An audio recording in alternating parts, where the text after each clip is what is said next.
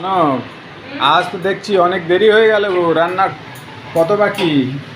রান্না তো এই তো অনেকটা বাকি। এই তো বললাম না, সকালে এত জায়গায় গেছিলাম আমরা। এই সবে একটু আগে ফিরেছি 1:30টার দিকে। ফিরে এই জোগাড় করে এই সবে রান্না বসিয়েছি।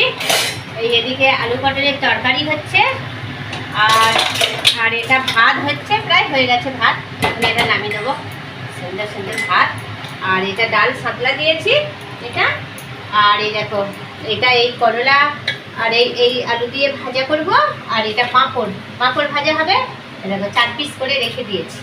আর এটা বেগুন বাহা হবে, এই পেঁয়াজ সর্ষের ফোড়ন দিয়ে আর এই কারি পাতা দিয়ে। এটা ভীষণ সুন্দর লাগে। আর এই দেখো, এটা এটা হচ্ছে চুকুন্দার।